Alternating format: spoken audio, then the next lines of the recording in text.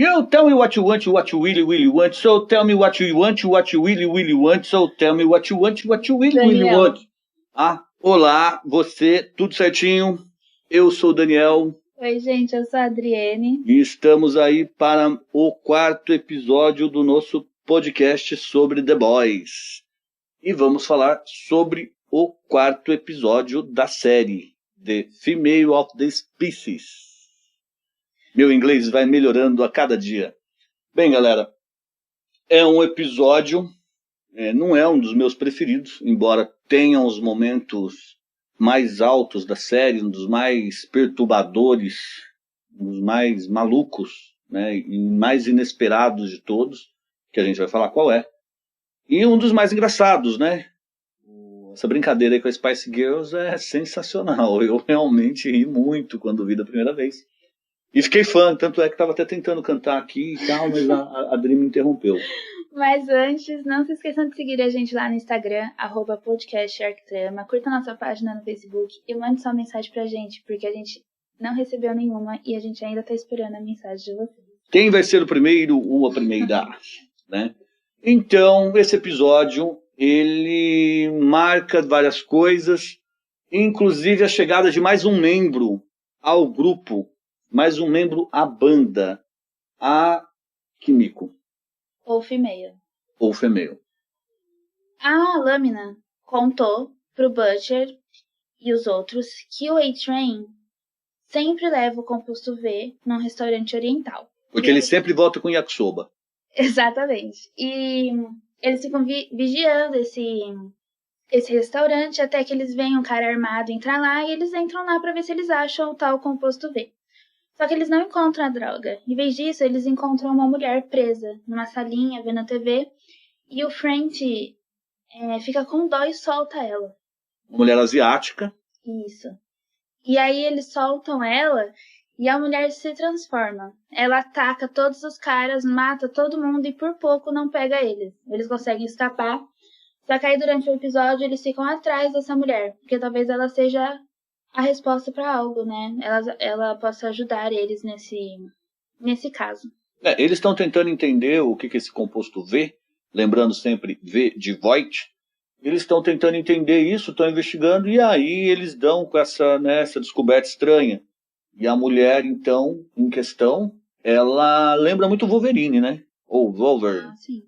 E o jeito de atacar, aquela coisa do carcaju meio violento, agressivo pra caramba, não fala, uma coisa bem selvagem, né? Tanto que na hora que percebem que ela escapou, um dos membros da máfia, ele prefere se matar do que enfrentá-la. E aí, durante o episódio, eles ficam atrás dela, porque é importante dizer que o Butcher foi falar com a vice-diretora da CIA e ela disse que só vai ajudar eles se eles levarem provas concretas, né? Se eles levarem uma amostra da droga. E aí os The Boys ficam atrás dessa mulher e, em paralelo, o A-Train fica atrás dela também. Porque ele já tá ligado, mais ou menos, do que tá rolando ali. E lá no último episódio, alguém vai explicar o que acontece aí nesse restaurante, por que o A-Train tá com essa droga, por que ele tá levando isso, né? Alguém vai explicar e nós vamos entender direitinho o que é isso. A Kimiko, ela não é dos Estados Unidos, né? Ela é asiática e ela quer voltar pro lugar de onde tiraram ela, né? E então os The Boys ficam seguindo os rastros dela. Ela vai matando pessoas no caminho até que eles chegam numa estação de trem? Metrô. E encontram ela lá, né? E o French, como que eu posso dizer? Ele tem muita dó dela. Então ele quer empatia, ele quer ajudar ela. E por causa dessa vontade dele de ajudar, isso dificulta muito eles conseguirem pegar ela, né? E aí nessa estação, eles... nessa estação tá ao mesmo tempo os The Boys atrás dela e o A-Train. E o A-Train aparece. E o A-Train aparece e consegue pegar ela, só que aí o French improvisa e começa a gritar, olha o A-Train, aí o pessoal fica louco. O A-Train é obrigado a soltar ela. O A-Train aparece e eles lutam, e E o A-Train, todos eles, né, parece que são muito fortes e invulneráveis, né? E o A-Train pega a cabeça dela e bate centenas de vezes, né, rápido, usando a velocidade na parede. E aí o French vê e sabe que não é páreo, né, para enfrentar um super. E aí ele chama a galera, porque a galera vê e um cara famoso. E aí ele para de bater por causa disso e a Kimiko consegue escapar. E os The Boys conseguem soltar um gás, né, desmaiar a Kimiko e capturar ela. Tem um adendo, uma outra situaçãozinha aí que é importante a gente falar, que tem uma apresentação, um flashback, justamente para a gente ter acesso àquela backstory que a gente falou em alguns dos episódios passados do podcast, que é o que aconteceu nesse passado. Então a gente já tem acesso a esse passado. E o Butcher, sem barba, tá lá, né, com a tal da Becca na cama e tal, aquela cena de sexo, e um cachorro olhando, inclusive. O cachorro fica lá, tipo, o que esses dois estão fazendo ali e tal, né? Enfim. E tem uma coisa que ela pega e tá falando pra ela, mas eu quero que você vá no show, quero que você vá no show, e a gente não sabe que show é esse. E mais pra frente, tem uma treta entre o leitinho da mamãe e o French. Eles discutem e tal. É muito difícil, parece, pro leitinho da mamãe tá numa missão junto com o French. E o leitinho da mamãe fala, por culpa desse cara que não obedece ordem, os netos da Mallory foram queimados pelo facho de luz. Tá? E aí você fala, mano, o que tá acontecendo? O que aconteceu nesse passado aí? Esse povo é muito treteiro, né? Muita treta. E aí eles estão tensos, mais uma vez, parece que eles vão brigar. E aí, cara, eu acho que é um dos melhores momentos do episódio, se pá, da série, porque eu fiquei, uau, que doideira é essa? O Butcher chama os dois e começa a falar uns negócios sem sentido, de fulana que saiu, e não sei o que, não é ninguém sozinha, e que a outra saiu. Eu particularmente não sou fã de Spice Girls, eu tenho uma dificuldade para pronunciar girls em inglês, e elas se separaram, aí todo mundo olha pra cara, e é tão inusitado isso, que os dois esquecem de brigar e falam, cara, esse é o pior discurso motivacional que eu já ouvi. E eu particularmente acho genial essa sacada, essa brincadeira dos três marmanjões, né, discutindo e usando Spice Girls como exemplo de discurso motivacional para equipe. Exemplo de união. Exemplo de união e de fracasso quando eles se separam. É bem engraçado.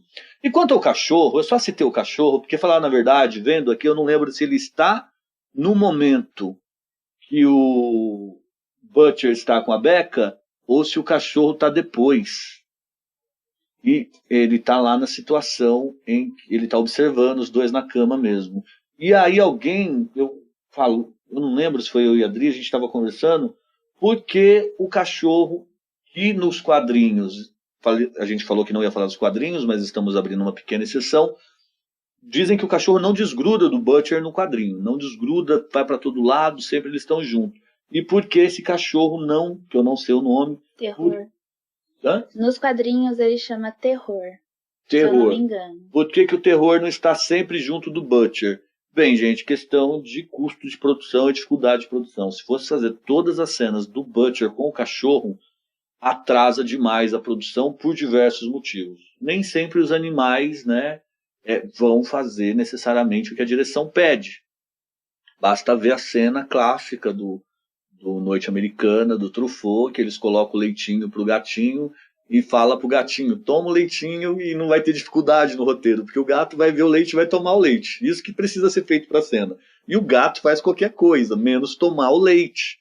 Ele não toma o leite, né? Outro exemplo clássico é o do Apocalipse Now, que quase teve um problema porque usaram um tigre nas gravações, né? Eu, particularmente, não sei como eles dirigiram dinossauro nos parques dos dinossauros.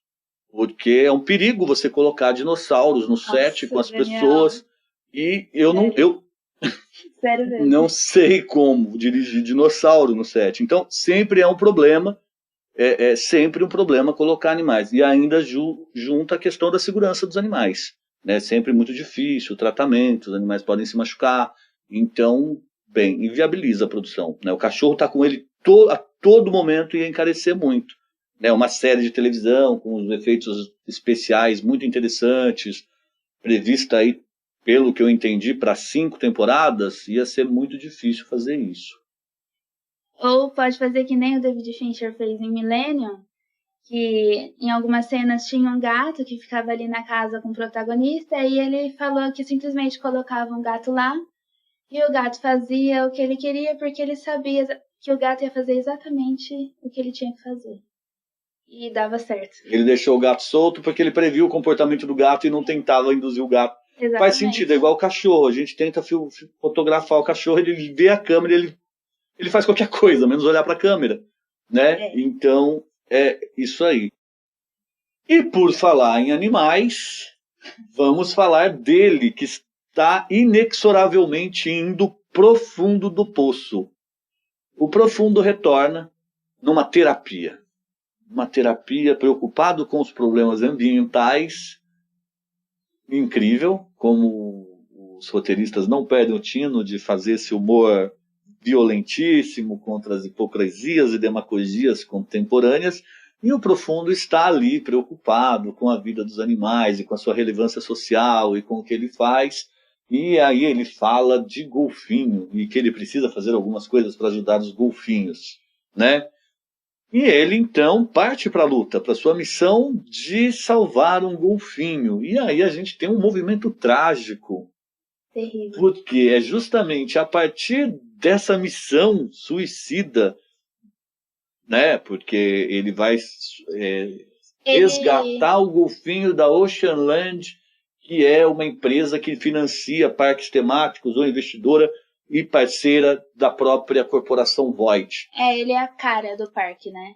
Ele empresta a cara, o garoto propaganda. E ele salva o golfinho e troca umas ideias e fica uma coisa de uma conotação meio, digamos assim, mais do que amizade com o golfinho, né? Uma coisa meio bestial, para poder dizer, no mínimo aí. E ele conversa e tá fugindo e fala, e é isso, meu amigo, é isso, vamos. E ele é interrompido pela polícia, perseguido pela polícia e freia o carro. A polícia intercepta o carro dele, ele freia e o golfinho sai voando, literalmente pela janela do carro, cai lá na frente e um caminhão atropela e mata o golfinho. E isso vai entrar num movimento que eu não sei, eu não consigo entender muito bem se é uma espécie de punição ao profundo, porque, pelo que ele fez pela Starlight, e ao mesmo tempo é uma sátira com os poderes do Aquaman. A própria Starlight fala em um momento para ele, quando eles têm uma missão em conjunto, e você vai fazer o quê? Você vai chamar uma garopa para me atacar? Né? Então ele vai entrar numa onda aí de azar com os bichos marítimos, porque ainda vai ter o episódio da lagosta e no preview para temporada 2 a gente vai fazer uns comentários aí sobre uma situação que envolve justamente o profundo. Mas enfim, o profundo está indo mais uma vez profundo do poço, vai enfrentar ainda diversas situações, mas essa aí foi muito cômica. Nesse episódio o Rio e a Starlight aparecem pouco, mas eles marcam o encontro, né? E o Butcher fica sabendo e manda o Huey grampear o celular da Starlight para eles ficarem por dentro do que acontece na Void, porque o Butcher ele não confia em nenhum super-herói. Então, para ele a Starlight é só mais uma heroína igual a todas as outras, né? Suja igual a todos os outros. E é um ódio irracional, né? Beira o puro preconceito e... Com certeza. Eles vão pro boliche, e aí eles conversam, conhecem um pouco mais sobre o outro, e o Huey tá ali se envolvendo com a Starlight, mas em alguns momentos ele vê a Robin, né, olhando pra ele, assim. Em algum momento ali, a Starlight sai pra ir no banheiro, acho, e o Huey grampeia o celular dela. Basicamente, nesse episódio... Tem uma questão que é interessante, que ela esconde o jogo dele, né? Ela esconde o jogo dele. Ele tá jogando boliche, os dois jogam muito mal, ele tá bastante traumatizado ainda por ter explodido o translúcido, e ele não joga o boliche direito, ele fica muito assustado com as bolas, e aí você, né, os strikes, e você não percebe, não dá para perceber se a Starlight desconfia de alguma coisa. Mas ela percebe que ele está muito mal e que ele está muito abatido, ele está passando por muito problema, e ela começa a deixar ele ganhar o jogo, né? Ela deixa ele ganhar. E tem uma questão isso. também, porque ele fala pra ela, né? Tipo, você tá escondendo o jogo, ela vai lá e ganha. E aí ela conta que ela aprendeu a nunca mostrar a força dela para as pessoas que ela tem interesse, porque isso sempre afastou as pessoas dela, né? Tem uma coisa que é muito importante para quem trabalha com roteiro, e fica a dica, que é quando você apresenta o personagem a primeira vez, ele tem que dar o cartão de visita dele.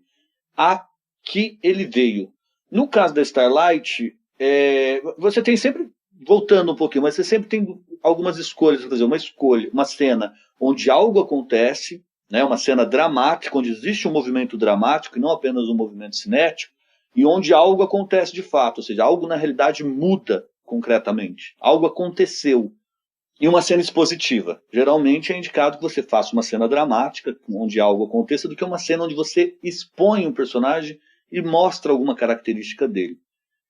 No caso da Starlight, a cena onde ela aparece é extremamente expositiva. Né? Você vê ela treinando, sabe que ela vai fazer uma audição. Para mim, é clara a referência à Little Miss Sunshine, do telefonema. Tem até um desenho de cena um pouco parecido, quando a Miss Sunshine recebe o telefonema. Mas isso é uma outra cena da Starlight. Então, voltando para a apresentação dela e para o cartão de visita, que ela realmente, na hora que uma pessoa grava ela para fazer o vídeo de audição dela, para se apresentar para o set, ela emite tanta luz que ela destrói a câmera. Ou seja, aquele equipamento não é capaz, ela transcende tudo o que é capaz de perceber a força dela. E eu acho que essas constantes citações de que a Starlight esconde o poder, que a Starlight é mais do que as câmeras captam, vai trazer grandes surpresas. Tá? Eu acho que a Starlight talvez, e ainda por ser uma menina jovem, né, saindo da adolescência, eu acho que esse arco dela ainda vai trazer muita coisa, e eu vou chutar aí que eventualmente pode ser alguém páreo para o Capitão Pátria. Sim, não sei se cabe dizer aqui, mas em algum momento a Starlight vai ficar do lado dos The Boys, né? Então eu acho que vai ter esse embate Starlight e Homelander, né? E, por último, né, a cena mais... Me falta o adjetivo correto, mas eu não quero chamar essa cena de espetacular, né, esse plot de espetacular, mas horrível, assustador, tenso, chocante. Né, eu acho que a palavra é chocante. Mais uma vez, Anthony Starr na parada, e a questão do translúcido, que ele ainda está um pouco preocupado, pensando na própria segurança ou na segurança do grupo e tal. E existe a questão militar, né, da entrada dos heróis nas Forças Armadas Americanas, e eu queria até complementar uma coisa que eu disse num dos podcasts anteriores. Eu disse da questão da suspensão da realidade, você fala, tudo bem, esses heróis aí não tomaram o poder ainda. Mas por que não tomaram o poder ainda? Deixa a história seguir, que isso aí vai... E eu refleti sobre isso, e tem uma questão que é o seguinte: quem desenvolveu os heróis, eles não são naturais dessa realidade. Eu acho que eu vou falar mais do que eu deveria. Mas gente, é tudo spoiler aqui. Tá, mas a Adriane falou não, então eu não vou falar, deixa isso para um próximo episódio. Tá, mas é porque eu acho que os heróis ainda não tomaram controle das Forças Armadas para valer. Tem uma explicaçãozinha lógica dentro da série. Tá? Voltando. E nessa preocupação para fazer o lobby para os heróis terem a Voight, né, poder colocar os heróis aí como nas Forças Armadas Americanas, eles veem uma oportunidade que é o sequestro do voo 37, né, um voo que está vindo da Europa para os Estados Unidos, um voo civil, né, cheio de passageiros e tal. E a Madeleine fala, olha, é a nossa chance, vocês salvam esse voo, que vai ficar tudo certinho pra gente, vai ficar tudo ok, a gente vai ficar numa boa com a sociedade civil, com os militares e com os políticos, e a força do lobby vai crescer junto aos políticos americanos. Bem, dito isso, voa o Capitão Pátria e a Maeve, a Rainha Maeve, vão até o voo, interceptam o voo em pleno voo, e aí a Maeve tenta controlar os terroristas, e o Capitão Pátria solta o freio, né? Derrete, soca, bate, quebra pescoço, joga os caras para fora do avião, essa coisa toda. E acontece uma situação um pouco mais delicada, parece que está tudo controlado, todo mundo é muito feliz de ser salvo, e tem uma frase que eu acho que é muito importante, que o Homelander fala de vez em quando: os heróis são vocês. Vou até perguntar para a Adriane se eu falo o que eu acho sobre essa frase agora ou depois. Pode falar. Pode falar agora, né? Quando ele fala para as pessoas, os heróis são vocês, eu acho que pode ser talvez um ato falho dele, ou até talvez muito consciente, que ele sabe que de fato os heróis são as pessoas. Ele não está sendo hipócrita, ele não está sendo demagógico. Ele de fato sabe que essas pessoas são os verdadeiros heróis, porque não têm poder, levam suas vidas, são íntegras e são honestas, coisas que ele não é. E os 7, de certo modo, não são, né? Então eu acho que quando ele fala isso, tem uma certa sinceridade nisso. Ele sabe do que ele está falando. E não é só uma fala para demonstrar hipocrisia. Porque, na verdade, na minha opinião, ele não está sendo hipócrita. E volto a dizer, eu acho que a genialidade da série está nesses detalhes. Agora, é impressionante como toda a grande cena e quase todos os grandes detalhes estão ali em torno do Anthony Starr, desse personagem do Capitão Pátria. Eu acredito que o trabalho de ator ali seja significativo para esse sucesso e essa quantidade de detalhe na forma como ele construiu o personagem dele. Isso sem querer desmerecer a atuação de grande parte do elenco, que é muito boa, muito acima da média. Né? Alguns ali eu acho que também podiam até ser um pouco melhores, mas aí a gente tem que ver também que eles estão interpretando determinados personagens. E me incomoda muito, durante a temporada, a postura da Rainha Maeve, né?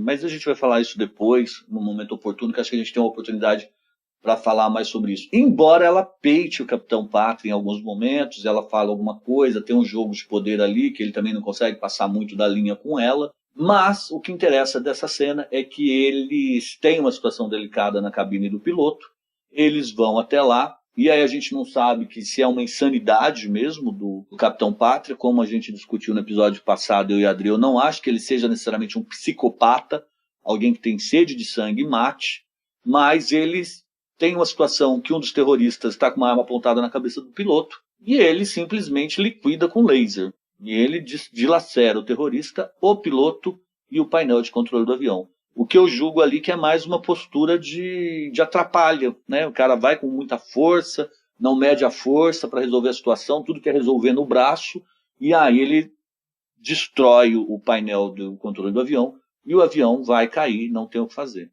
Aí a série se utiliza de alguns argumentos científicos, porque a Maeve fala para ele, você pode sair, faça alguma coisa, salva o avião. E ele fala, não tem como eu descer e colocar uma força em nenhuma parte da fuselagem, que qualquer lugar que eu aplicar alguma força para tentar segurar vai despedaçar na minha mão. Né? Não é possível. Coisa que nos quadrinhos seria fácil de resolver. Né? Ele vai lá fora, ergue o avião e todo mundo sai feliz para Quantas vezes o Superman não desceu segurando o avião e salvando todo mundo? Né? E então ele vem aí, usa as leis da física para justificar uma coisa que faz muito sentido dentro do universo e dá esse realismo para essa situação muito inusitada da existência dos super-heróis. E a Rainha Maeve fica brava pra caramba, né? E tipo, acho que ela entra em desespero, né? Ela entra em desespero, desesperada para tentar salvar alguém ali, não consegue. Ele é muito racional e frio. Eu não sei se é racional, né? Ele é frio, ele pensa com a lógica, ele fala, vai morrer todo mundo, e tipo, eu não posso fazer nada, não posso salvar ninguém daqui, porque senão vão falar, e vai morrer criança, ele fala, bem, não posso fazer nada, se você quiser, ainda fala para mim, você vai ficar aí, porque eu tô indo. E todo mundo desesperado, é uma cena agoniante, eu acho que eu vi a temporada 3 vezes, e para mim ela fica cada vez pior. Ela fica pior, a terceira vez foi bem difícil de assistir, bem triste. E eles saem, né? A Rainha Maeve é obrigada a tomar essa decisão, ela não tem escolha, quer dizer, escolha ela tem, ela poderia ter ficado lá e morrido. Mas a gente sabe que ela é um personagem que carrega muita mágoa justamente por fazer coisas que ela não gostaria de fazer, mas ela acaba no final aceitando isso. Né? Tem alguma coisa ali no personagem que trava, inclusive fica uma das perguntas, né? A gente já lançou uma questão para as próximas temporadas, e fica a questão para a próxima. Quando ela vai, de fato, romper com esse peso todo que ela tem nas costas e, de fato, tomar uma atitude concreta com relação às coisas, né? Porque a impressão que tem é que ela atura tudo, Então ela não tem o que fazer, então ela vai aturando. E isso faz Então, muito mal pra ela e vai... Ela atura o Homelander, ela atura a Voight, o que obrigam ela a fazer todas essas situações, e vai vivendo como se não tivesse o que fazer, né? É a vida dela e é isso que ela tem pra hoje. Então é o jogo que ela aceita e isso que ela aceita faz muito mal pra ela. Agora é lógico, todo mundo que trabalha tem que aceitar algumas coisas, né? No trabalho tem que abrir mão de algumas coisas que faz muito mal, né, pra gente. E você vai, trabalha, mas precisa daquele trabalho para poder pagar as contas, e no caso dela acho que é isso. Mas a gente espera muito que ela dê, que é, né, aquela roda baiana aí, que ela diga a que ela veio e que ela se resolva, né? Bem, eles vão embora, deixam o avião, de fato cai. Eu acho que isso faz a série diferenciada mais uma vez, essa coragem, né, de ir nesse limite, de ir nesse extremo. E eu sou fã mesmo de uma série que tem essa coragem. Espero que eles não mudam, como o caso famoso, né, que todo mundo comenta, Game of Thrones, que começa visceral e vai no fundo mesmo dos problemas humanos, e depois dá uma recuada e as coisas já começam a ficar um pouco mais previsíveis, embora eu até discorde da quantidade de crítica que os últimos episódios sofreram, mas é de fato que em algum momento Game of Thrones perdeu um pouco dessa famosa ousadia. E tentaram recuperar no final, mas não foi bem assim. Eu espero que The Boys não recue, que essas cenas continuem viscerais como devem ser, né, e contemplem o extremo da alma humana, como todas as grandes obras de arte. Bem, dito isso, eles vão lá, e o Homelander, que não é necessariamente um maluco, um doido que rasga nota de $100, ele foi lá, os destroços, e ele consegue reverter a situação de uma maneira impressionante. Ele reverte e fala que, num discurso, que ele faz uma baita encenação, e as câmeras, ele nem se oferece para as câmeras, ele fala que quer falar, mas ele está com a garganta travada, aí as câmeras vêm até ele e falam: olha, se nós estivéssemos fazendo parte das Forças Armadas, nós teríamos chegado um pouco antes e teríamos evitado que isso acontecesse. E é uma jogada impressionante, digna de um Frank Underwood de House of Cards. Até porque o governo mandou os aviões para ajudar, né? Só que aí não chegaram a tempo também. Mas, de fato, eu não sei o que os aviões fariam, né? Jogariam mísseis no avião cheio de civis? Não tem como jogar um esquadrão de paraquedistas? Então, mas eu acho que o que ele quis dizer é que, tipo, exatamente isso. O governo não ia conseguir resolver. Não ia. Só eles, apesar que eles não resolveram, eles pioraram a situação, só ele, no caso, poderia resolver, né? E outra coisa que eu acho que é muito interessante pensar o Homelander e pensar as nossas experiências profissionais é que o Homelander, de certo modo, né, nós vamos entender que ele é um enjeitado, né? Ele é uma pessoa que não cresceu, não teve afeto, não teve carinho, e um enjeitado é aquela pessoa que se lava a mão, está incomodando e está gastando água. Se não lava a mão, é um porco. Porque a forma como tratam ele, a Madeline, né? Ele faz as coisas de uma forma meio certa e é criticado, e fala: não, fica quietinho, vende discurso, vende a sua imagem. Então ele é meio tratado como criança, por mais que ele seja um adulto. E ele quer muito mostrar serviço. Inclusive, as 2 vezes que ele mostra serviço é derrubando avião, né? A primeira é matando o prefeito de Baltimore, e a segunda é deixando esse avião cair e revertendo. Então ele tem muita necessidade de mostrar serviço, ele quer ser aceito, ele quer ser amado, e ele tenta. Então ele vai fazendo essas coisas, a gente não sabe, tem uma percepção mais ou menos onde isso vai dar, mas o fato é que ele começa a tomar controle do jogo. Ele começa a mostrar que ele é muito mais do menininho, só com a questão ele é muito inteligente, e uma inteligência relativamente sofisticada e para o mal. De fato, ele não é um dos heróis. Quando ele diz: vocês são os heróis, ele não está sendo tão hipócrita. Bem, eu acho que a gente tinha para falar sobre esse episódio, era isso. Espero que a gente tenha complementado aí alguma coisa na visão de vocês. Como sempre, sigam a gente lá no Instagram, @podcastarquitrama, curtam a nossa página lá no Facebook. E mandem mensagens, conversem com a gente. A gente não recebeu nenhuma mensagem ainda. Depois, quando a gente tiver famoso, a gente não vai responder as mensagens de vocês. Aí a gente vai contratar uma pessoa do departamento de marketing para ficar respondendo. Por enquanto, a gente está aqui tentando conversar com vocês. Então, Nossa, fala aí, vocês ficaram com dó da gente agora, então vocês vão mandar uma mensagem e vão falar o que vocês estão achando. Beleza? Bem, um abração para todo mundo aí. Obrigado pela atenção. Beijos para todos e todas. E até a próxima. Musiquinha. You tell me what you want, what you really want. So tell me what you want, what you really want. So tell me what you want.